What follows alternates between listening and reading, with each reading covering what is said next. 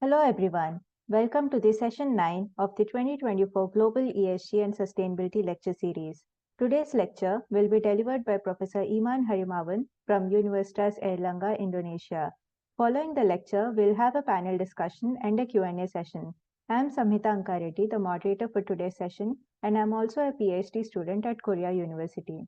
The 2024 Global ESG and Sustainability Lecture Series commenced this April, and the past 8 sessions drew audience from various geographies and diverse expertise.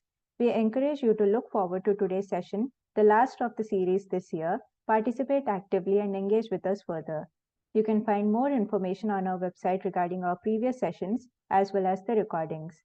Today's session, led by Professor Harymawan, will focus on sustainable finance and corporates, exploring strategies for advancing corporate sustainability and effective financial practices. Before we dive into the session, I would like to give you all a brief about our speaker. Iman Harymawan is a professor in the Department of Accounting at Universitas Airlangga, Indonesia, where he also serves as the head of the Center for Environmental, Social and Governance Studies and the director of Airlangga Global Engagement. With a PhD in accounting from the City University of Hong Kong, an MBA from National Cheng Kung University in Taiwan, and a BA in accounting from Universitas Airlangga, his expertise spans across accounting, corporate governance, and sustainability. Professor Harymawan has published extensively with over 100 peer-reviewed articles in international journals, focusing on the intersection of accounting and ESG issues. He is also the editor-in-chief of the Asian Journal of Accounting Research and has contributed significantly as a national consultant for the UNDP, including formulating an ESG framework for infrastructure projects presented at the G20 Summit in 2022. In addition, he leads ESG Intelligence, a startup driving innovation in sustainable finance research.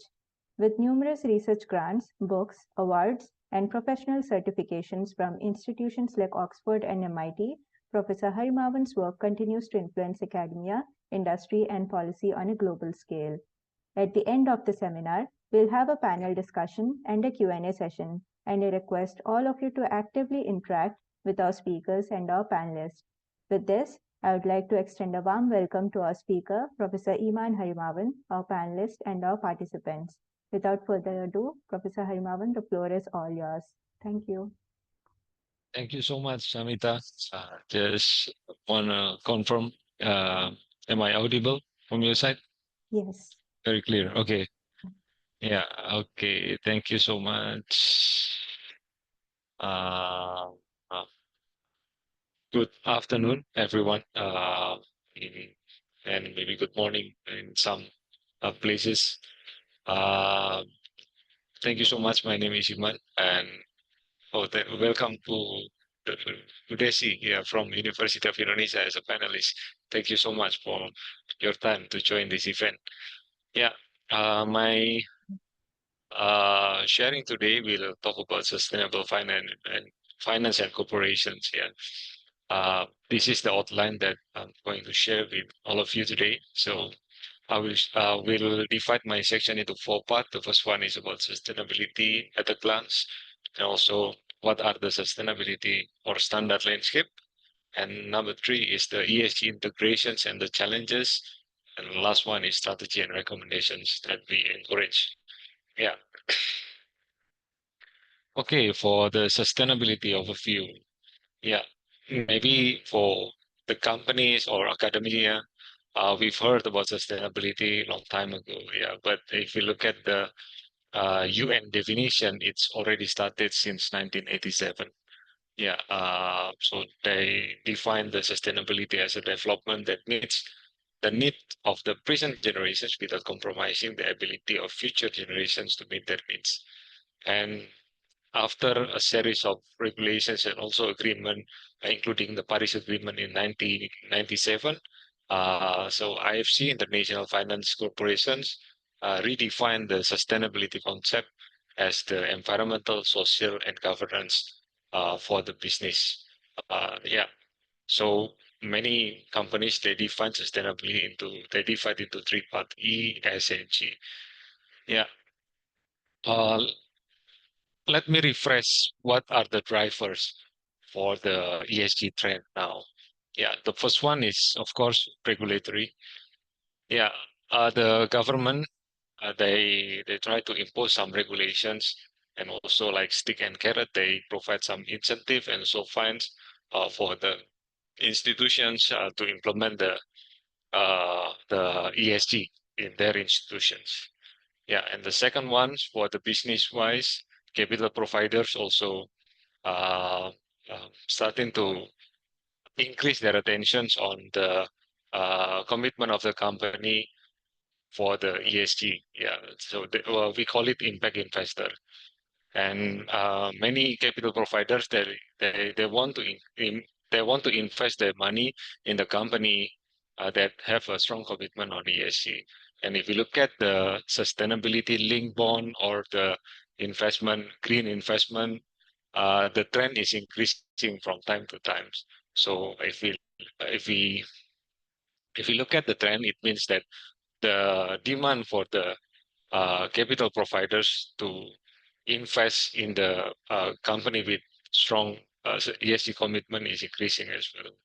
And number three, from the customers. Yeah, I believe most of you have heard about the that customer that prefer to buy green products compared to the conventional products, or yeah, if you're shifting from the normal car to the EV electric vehicle, that's also another was drivers that make the companies put more effort on how to implement ESG. Yeah, at the end, we want to make it balance between the economic growth and also the environmental and social stability. Yeah, one professor they mentioned about donut economics model. So we can consume within the donut, cannot beyond or less. If less, I mean the growth is negative. But if more than the donut, so more than the border, the economy will increase, but the society and also environment will pay the cost for the increase of the economy. And number four is employee. There was one study that found that one third of the applicants of the company they consider uh, sustainability commitment of their future companies as one of the consideration before they make final applications. Yeah. So let's say there are 100 best talent in the market. One third of them are considering the commitment of sustainability. So if the company they want to compete in order to get the best talent, so they have to show the the commitment of sustainability to their future employees. So they will have the full populations of the uh, applicants to consider uh, to work with them as the employees. And last one is efficiency and effectiveness. Yeah, this is very interesting because many uh, many companies and also maybe like investors they still thought about the whether the ESG can improve the efficiency and also effectiveness. Yeah, if we look at the some simple initiative from the company, for example, like reducing the increasing the energy management can lead to better efficiency of the energy management of the company and also the effectiveness. It's also in long term the company if they invest they start to build the mindset of sustainability in their companies. They will have more innovations on how do they treat the sources of the company to more effective way. Yeah, this is five drivers that drive the trend of in ESG in the world. Yeah, and now let's move on the second section. There are many of standards that available in the market now. Yeah, we can look at from CDP, carbon disclosure projects. They started in 2000 and they focus on the carbon disclosure. And we also have a Sustainability Accounting Standard Board or SASB. They have 77 different industry classifications, and each of industry they have like specific materiality topics that must be addressed or yeah must addressed by the company. Yeah, that's from US. And also another approach is integrated reporting. And uh, if we look at from the top, we have GRI on the right top and TCFD on the right left, yeah, in the top left. Yeah, and for global reporting initiative, uh, they they more concern or outside in approach. So how the company respond about the risk that from their operational activity. For example, like oil and gas company. Yeah, what are the consequence of they do mining in specific site, and what are the problem of biodiversity in that site? Yeah, that's outside in approach. Yeah, but it's quite different with TCFD because TCFD also look at from the inside out perspective. Yeah, so how is the consequence and also the opportunity from outside can be translated to the financial opportunities for the company or financial risk for the companies.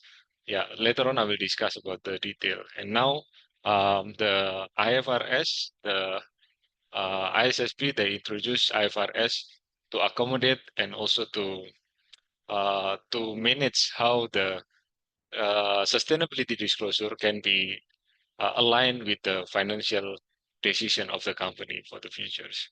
Yeah, a lot of standards. This is only some. We still have some other standards that appears, and it become more complicated because we heard a lot of ESG rating agencies. Yeah, we have maybe more than 20 ESG rating agencies around the world.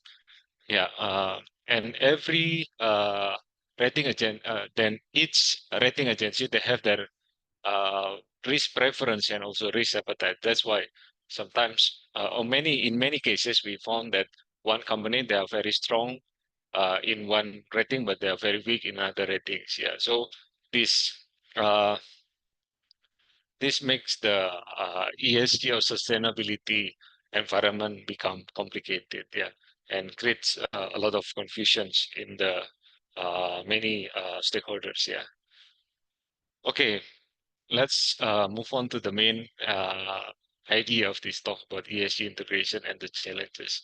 So, how do we treat the ESG sustainable finance in the corporations? Yeah, yeah. This is the challenge number one, as I mentioned, double materiality. Yeah. So, inside out mindset is that how is the company uh, treat their impact to the society? But for outside in mindset is how the company can bring the risk and opportunities. How can the company mitigate the risk from outside to minimize the risk for the companies, and how the company can bring the opportunities from outside to improve the financial performance of the company. Yeah, previously, as I mentioned, we focus on inside out, yeah, the impact materiality, but we less focus on financial materiality. But now, many stakeholders they require to have a balanced perspective between impact materiality and also financial materiality. Yeah. So if we quote from the CSRD, a company must report not only on how business affected by sustainability issues as outside in, but also how its activity impacts society and the environment, as we know, I mean, known as the inside out approach. Yeah. So the key point from this one, we have the impact materiality. So how is the impact will be affect the people and environment, and we also have financial maturity. We need to look at the risk and opportunity from the environment and society. And if we have the risk, how to mitigate the risk, and in order to minimize the negative influence. If we find the opportunities, we need to increase the opportunity to maximizing the available opportunities. At the end, it will affect the financial positions of the companies. Yeah, this is the main points of the double materiality. Yeah. So we need to shift the perspective from one perspective to two perspective. Yeah, yeah, and this one, yeah, the disadvantage of the if the company only looking at from one perspective, inside out or outside in. Yeah, if the company only focus on the inside out approach, it will lead to inaccurate improvement. Yeah. And the second one, it will neglect the several opportunities that are available to the companies. Uh, what happen if the companies only focus on outside-in approach? Yeah, so they only focus on the stakeholders and external parties and not fully integrating sustainability into its core business strategy. So we have to combine this perspective together in order to maximize the implementation of sustainability in the company. Yeah.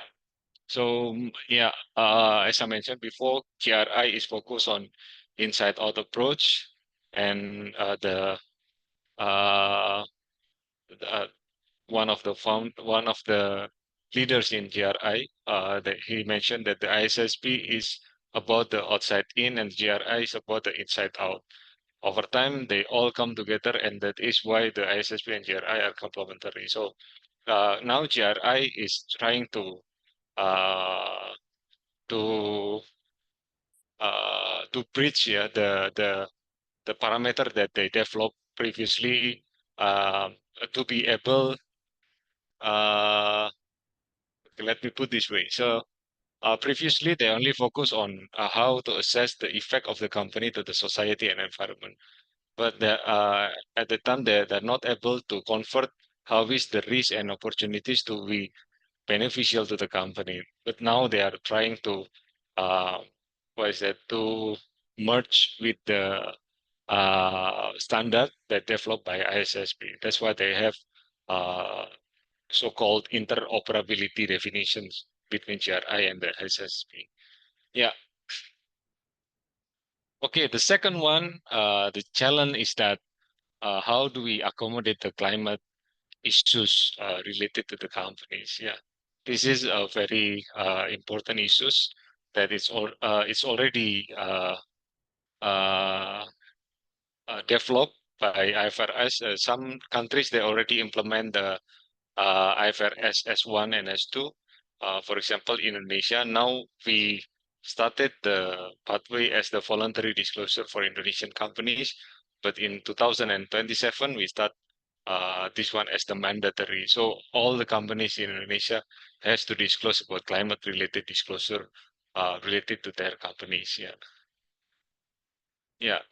This is, as I mentioned before, it's aligned with the global standard, and the roadmap adopt ISSB standard as the foundation for Indonesia's sustainability disclosure framework. Climate-related information is mandatory. Other sustainability topics are voluntary. Yeah.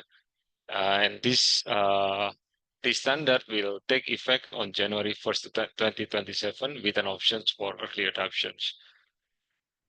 Yeah, this is the interoperability disclosure across the standard. Yeah. If you look at three standards, we have TCFD, IFRS S2, and CDP. They have a section for scenario analysis. Yeah. In S2, in IFRS S2, it's included in S2 22 and 25. In CDP, it's included in 5.1.1 and 5.1.2. And uh, this is very important because if the company they already implement CDP, they can convert what effort that has been done by the company to the another standard as well. But for your information, that TCFD is already uh, merged with IFRS since last year. Yeah, so we only have IFRS and CDP now. But IFRS approach, they adopt most of the approach that has been developed by TCFD. Yeah. If you look at the trend now,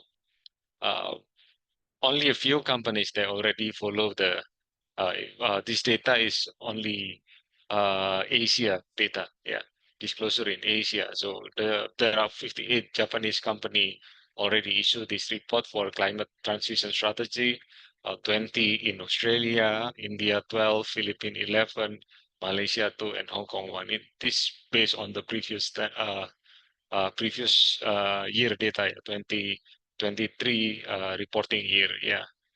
I believe some companies they also disclose. However, they have very limited information about the disclosure. They only mention they adopt IFRS, but not clearly what they disclose. Yeah, and this is the detail of the disclosure. Yeah, if you look at this one, so scenario analysis is the first step.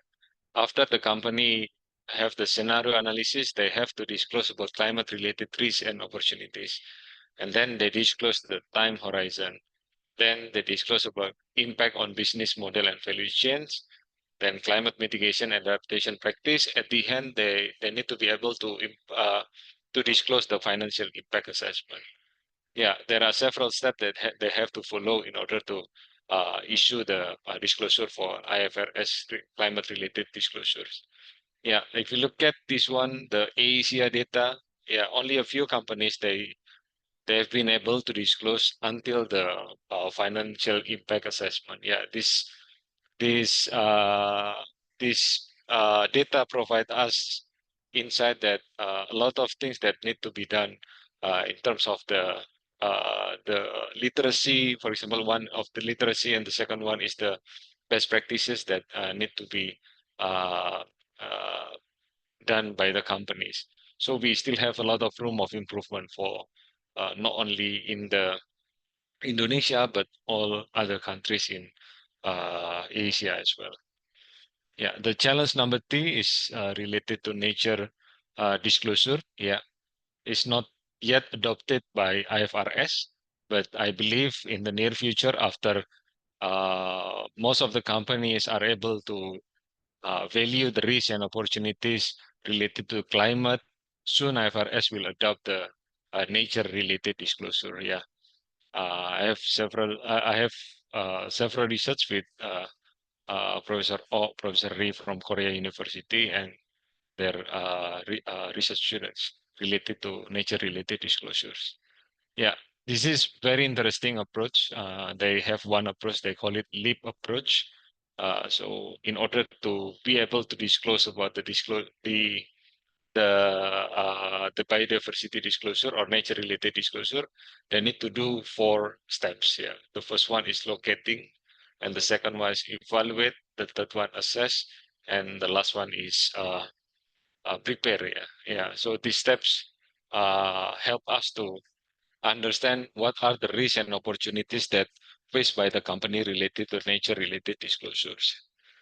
Yeah, this is the interoperability uh, uh, standard. Yeah, TNFD is the most comprehensive one, and some of the standard already adopted by GRI P04 and also GRI 101. Yeah. Okay. Then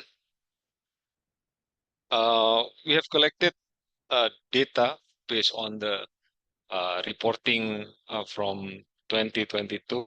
And now we are collecting the data for Asia companies for 2023. For 2022 data, we collect about 823 companies, yeah, but only a few companies, less than 100 companies that disclose about, for example, Indonesia, less than 100 companies that disclose about the nature-related disclosure, like 304.1, number one, they only disclose about 71. There are only 71 companies disclose about biodiversity. And for 3042, only 52 companies. And also for 3043 and 4, only 52 and 45 respectively disclose the company. Myanmar has lower number of companies that disclose about the nature related. Thailand also low, and Singapore also few companies, and Philippines and especially Vietnam, only few companies that disclose about the uh, uh, nature related. Yeah. If you look at the GRI 3, yeah, this is the below table is only the percentage of the total companies that disclose uh, the nature related. Yeah, maximum only 9% from Indonesia they disclose about GRI 304.1. Yeah, again, similar with the climate related disclosure, there are a lot of room of improvement that we can support both from academia and also from practitioner on how to increase the disclosure level of the nature related. And also this is give an insight for the regulator on how they improve, because nature is very important like climate. Yeah, if the one country they have a problem with the nature, I mean uh, a lot of challenges that they will face. Yeah, so it is important to maintain a balance between the financial or economic performance as well as the social and environmental stability. Yeah, challenge number 4, it's relatively new, just I think just launched this year. Yeah, about task force on inequality and social related financial disclosure, the equality ISFD. For the two latest discussion about climate and nature related. Now, there is one standard discussing about the inequality and social related financial disclosure. So basically, integrating sustainability issues into financial disclosure is one of the major challenge and major opportunities that we can do. Yeah. So, but this is the way how the TISFD works. Yeah. So we have business and financial institutions. We have society at the top, and then how do we maintain the people? Yeah, in order to get the economic growth. So we have to maintain the employees in workforce. We need to maintain the value chain workers, community, and also consumers. These 4 items, it's the priority that uh, need to be maintained by the company in order to achieve the optimum growth with maintaining the social stability. Yeah. Okay. Yeah, ESG integrations is very important. How do we integrate the ESG issues, calculate, and also predict, and converting this one into the financial information is very important. Yeah, and yeah, if we look at this figure, the bottom two is this is the pillars of the ESG, ESG. We have IFRS and also task force on nature related financial disclosure. Yeah, this is two standards that we need to consider in order to be able to convert the environmental issues into the financial disclosures. And on social, we have TISFD. And how do we maintain this one in order to maximize the financial performance? We need to have the loop of the development sustainability strategy between inside the companies. The first one, we need to set the uh, framework of the strategy framework of the company about sustainability. Uh, I've done a research about we looking at the numbers of company that have the sustainability framework in Indonesia, and the result is very surprising because only 30% of the total 900 listed companies they have the sustainability framework. Yeah, and we go further, we look at the materiality topics. Only about 18% of the company they have specific materiality topics of their sustainability strategy. And if we go furthermore about the sustainability framework, only 10% of the company, so it means about 90%, sorry, 90 companies they have the roadmap of the sustainability.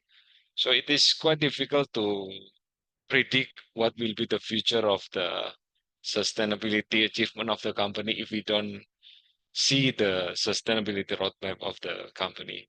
And the second one is the governance. Governance is very important, yeah, to set up whether you will set up the sustainability committee or not, and how do you govern the sustainability mechanism inside the company. It's the second thing that we need to look at. And the third one is developing the KPI, key performance indicator. Yeah, and then after the implementation, we do monitoring and then we evaluate, because sometimes one issue is less priority in this year but become a more priority in the next year, so we need to iterate the risk that faced by the company every year. Yeah, the second one is the multidisciplinary research.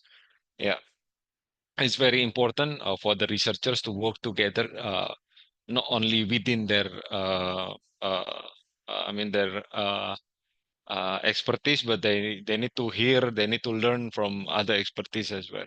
And from my perspective as a professor in accounting, uh, there are many accounting journals that call for papers for the multidisciplinary research, but using the point of view from the accounting and finance perspective.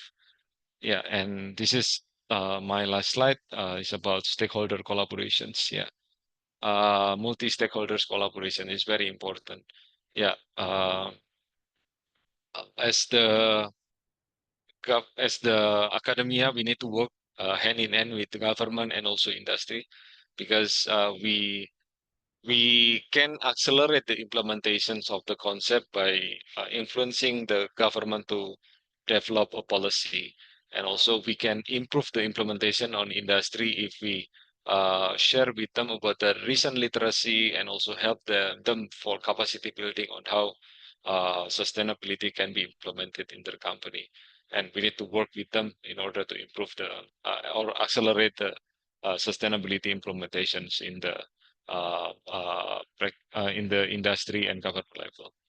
Yeah, this is some of our partners that working with us from Center of ESG Studies. We have working closely with Korea University and many other university in the world, and we work with many companies as well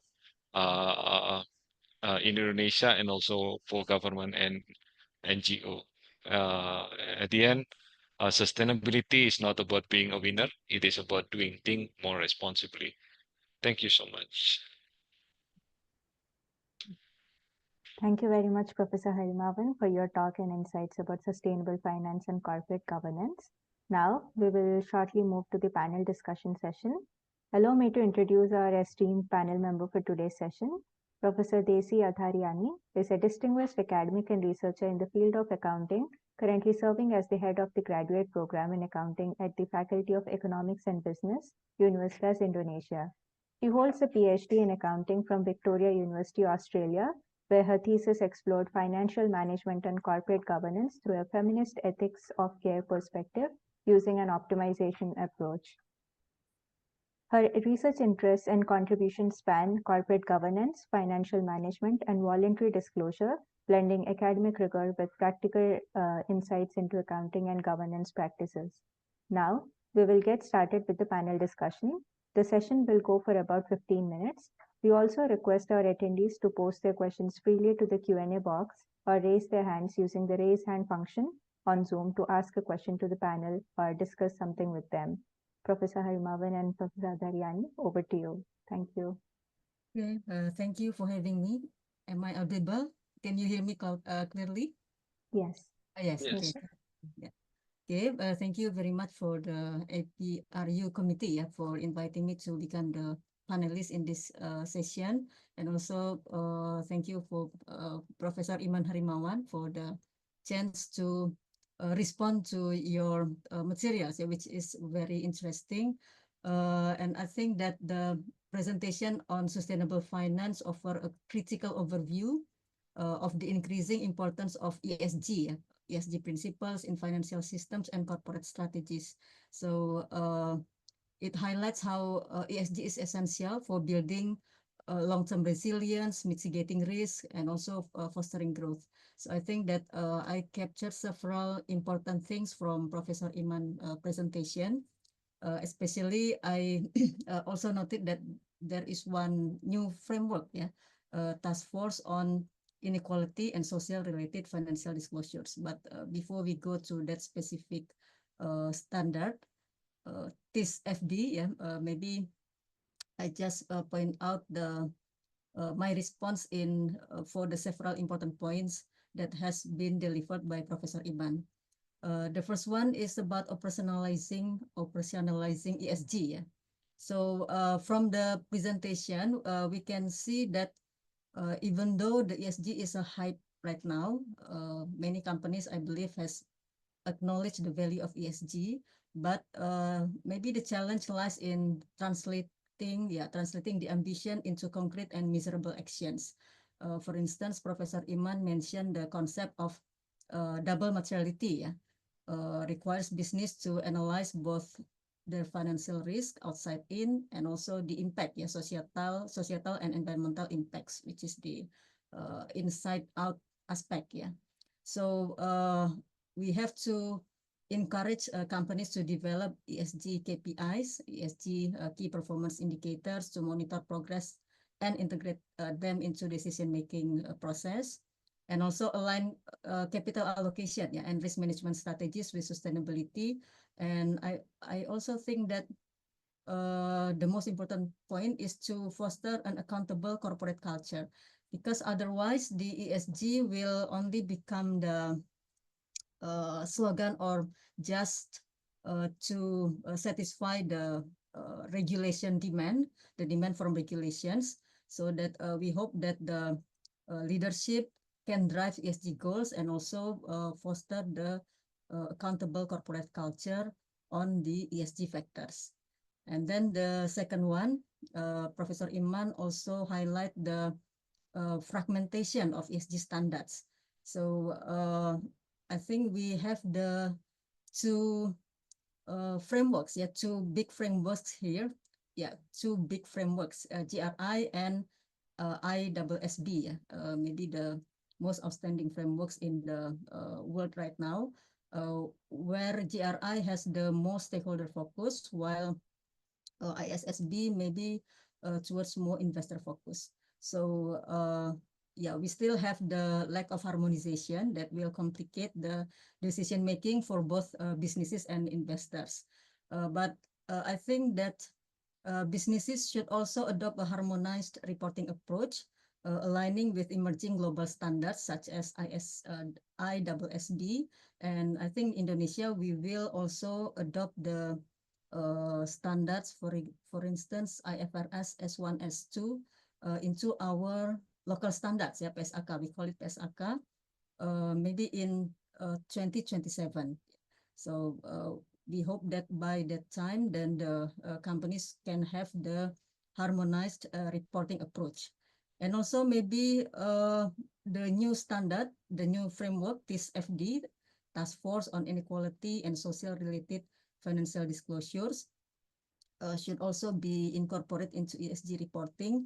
I highlight this aspect more because I'm also interested in the social aspect of ESG, because usually we only focus on the environment, and then maybe there will be time for us. There may be time for us to also pay attention on the S aspect, the social aspect, and also companies need to invest in data systems and technology infrastructure to ensure the accurate real-time reporting across ESG dimensions. I think, I and my students right now are doing the research on the digital transformation and how the digital transformation can help companies, especially banking sectors, to improve their sustainable finance and also their sustainability performance. So I think that the digital transformation might be the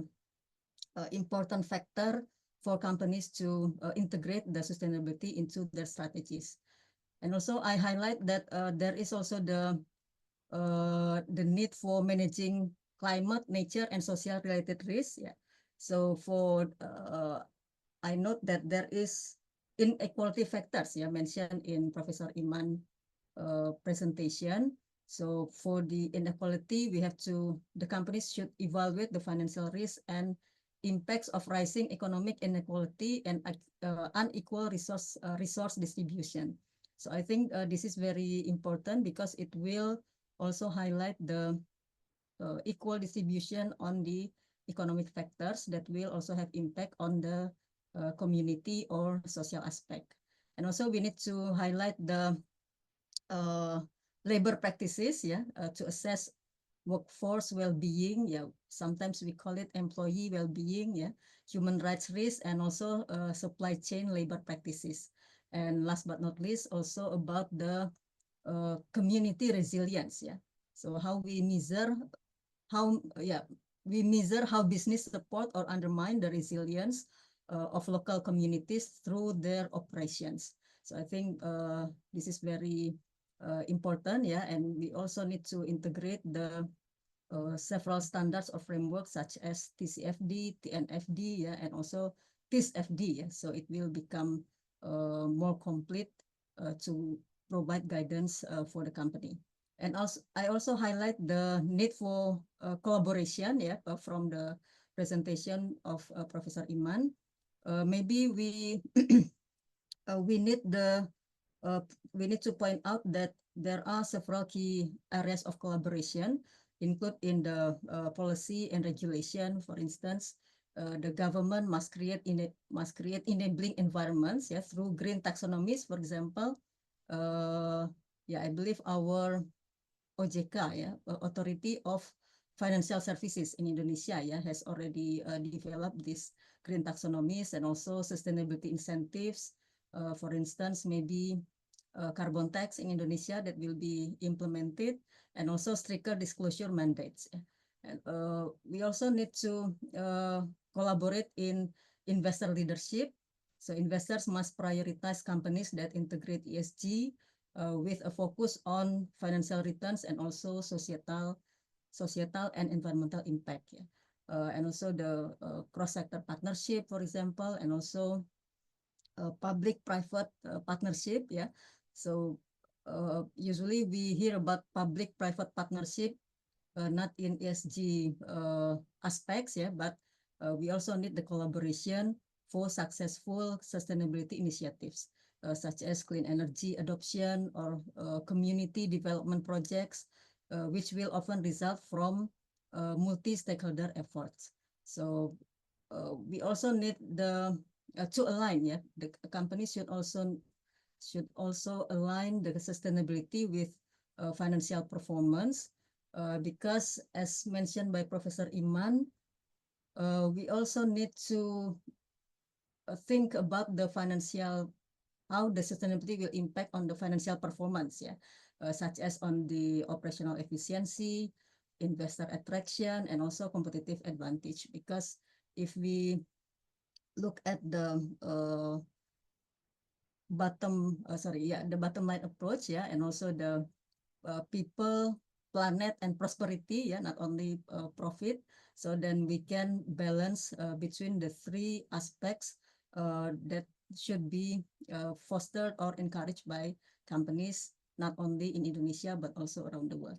So I think that's all from me for to respond what has been delivered by Prof. Iman.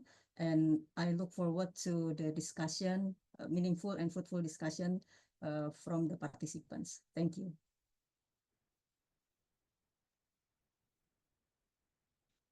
Thank you very much, Professor. Professor Iman, would you like to add to this?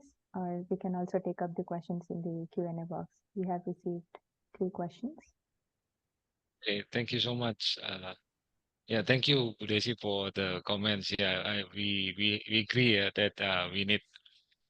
This is still the early stage of the how to integrate the information of sustainability to financial. Yeah, thank you so much for your feedback. Yeah, maybe I can, due to time limitations, I can go to the Q&A. There are several. Maybe I will ask Prof. Desi to share her ideas as well. For the first one, can I directly answer, Samita, or Do you want me to read out the question, Professor? I can go directly if you don't mind? Yeah. Sure. Is that okay? Okay, yeah. Among the various environmental issues, which one are currently receiving more attention from Indonesian companies? I believe not only the Indonesian companies, most of the companies in the world now focus on the climate. Yeah, on the climate. If you look at, there are several issues like waste, biodiversity, climate, energy management, and land, and some other issues on environmental. But now everyone is looked at from the climate impact because of I believe this one is it is not necessary that other topics are not really important. Every topics in environment is very important, but now climate is the priority. Uh, it's also because of the uh, regulatory driven, yeah, because many countries they agree to take necessary action for the climate. And the second one, what do you perceive as the most significant challenge preventing Indonesian companies from providing transparent and meaningful disclosure on biodiversity? Yeah, yeah, very interesting. I still have what is that? A positive optimist, yeah, optimist that this is because of literacy only. Yeah, at the beginning, yeah, because the literacy, because the linear business model, they do not consider the uh, uh, impact on environmental and also social. Most of the CEO now, they grew up in the literacy of linear business model, not in the circular business model. So it takes time for them to adopt the circular business model. What is the best way for us that we can do now? The first one is, yeah, from the regulatory approach, and the second one from the educations. I think it's very important for us to teach about the circular business model for the whole value chains of the education level for the business. Yeah, yeah. But now, based on my observation, only several universities they introduce about this one. So it need more commitment and also literacy in the education side as well. For the number three, with European leading countries leading biodiversity, deeply influenced by regional ecological characteristics. Should companies in other regions follow these standards? Yeah, I mean, we can benchmark with them. Yeah, but the biodiversity uh, across region is different from others. I mean, the type of the biodiversity. Yeah, but we can benchmark with them in order to better implement the biodiversity conservations and also the disclosure in Indonesia. Yeah. Bu Desi, maybe if you have any additional comments, please. Okay, thank you, Prof. Iman. Thank you also, Samita. And then also thank you for the participants for the questions. I think these are very excellent questions. Yeah. The first one, yeah, I look at the answered question. Among the various environmental issues, which ones are currently receiving the most attention from Indonesian companies, and how are these issues linked to economic considerations? Yes, I agree, because with the climate change issues, yeah, because from the regulation itself, we the standard setters and also governments have already decided to focus on the climate first, yeah. And it is also followed by the accounting standards through IFRS Scope 1 and also Scope 2 from the journal, and also the climate change disclosures, yeah, and also climate to foster the climate change accountability, yeah. So I think the decisions to focus on these climate change issues was based on important, and also has been thought by the government and also standard setters, so that it means that this issue is the most important one right now, so that it is felt by the standard setters that the accounting field and also the business field should also encourage this type of environmental issues, even though we have so many environmental issues, actually, yeah, especially in emerging countries. But we cannot move all the resources to tackle all the issues all at once, so that we prioritize right now with the climate change issues. And also it will be, yeah, it was driven by the regulations because on the actual or from the data, yeah, usually especially companies or business field will only move the resources or will only start to pay attention on the environmental issues because of the regulations. I think that's the fact, yeah. And also the maybe the company size will also determine the company response on the environmental issues. So that's why this climate change issues become the most important one right now. But I think maybe after several years, then the standard setters will try to focus on the other environmental issues. And yeah, how are these issues linked to economic considerations? We also have to, as I have mentioned before, we also have to link the sustainability performance, climate performance, for instance, with the financial performance. Yeah, so that because company or businesses should also try to chase the profits, yeah, because this is not the third sector. Third sector is the non-profit organizations, NGOs, or social enterprises, but companies will still also have the responsibility to earn profits, right? So we can link the sustainability performance or environmental issues and climate change issues with the sustainability performance of company. Yeah. For instance, the tool that we can use is the SROI, yeah, social return on investment, for example, yeah, to complement not only the return on investment, but also the how we can measure the return from our environmental and social aspect. That's my response for the first question. And then the second one, yeah, what do you perceive as the most significant challenges preventing Indonesian companies from providing transparent and meaningful disclosures on biodiversity? Yeah, yeah, I think as a researchers, yeah, maybe we should go back to the theory of the cost and benefit of disclosures, yeah, because the company will always try to balance or try to calculate, yeah, what are the benefits from providing the transparent and meaningful disclosures on biodiversity. And I think that in several research, it is pointed out, it is pointed out that the company will only disclose if they do have the activities. Otherwise, it will be classified as greenwashing or something. Yeah. So from the lack of the transparent or meaningful disclosures, maybe it will also indicate the lack of activities in this area.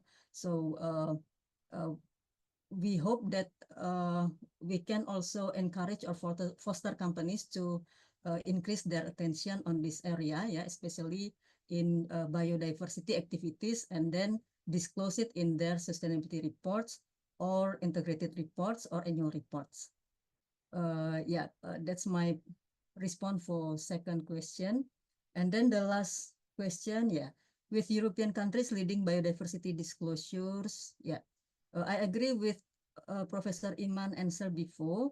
I think we can still have the general standards, yes, general standards or framework that can be applied around the world, yeah, for the whole nations. For example, we can have a look at the global reporting initiatives. It is the global standards, right? But every nation can also make a tailor-made disclosure standards or tailor-made framework or standards to reflect the uniqueness or the differences in the biodiversity in that nation or in that country. So, for example, even though we have several sustainability frameworks, yeah, such as GRI and also ISSB, yeah, the standards from ISSB.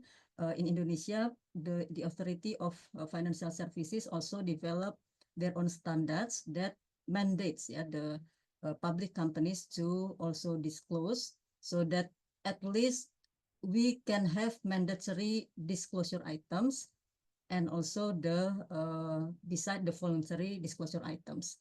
So I think that we hope that it will become mandatory in the future for the biodiversity disclosures, because I think from research and practice we can we can see that usually the biodiversity disclosures and maybe the other type of disclosures really depends on the regulations. Yeah, I think that's all from me. Thank you, Samita, and also all participants. Professor Iman, would you like to add something? Okay, fine. Thank you. Thank you very much, Professor Dharyani and Professor Harymawan, for answering the queries posted by our attendees. We have now reached the end of the session, and we would like to offer special thanks to the APRU team for their support, and Professor Yongshi Kok as well of Korea University for organizing these events and creating a learning platform and networking platform for students, researchers, and everybody. Thank you once again, everyone. We hope you all have a great day ahead. Thank you very much, Professor Iman and Professor Dharyani. Okay, Thank you so much, everyone. Thank you, Samita. Thank you, Prof. Iman. Thank you, all participants. Thank you so much. What do you say?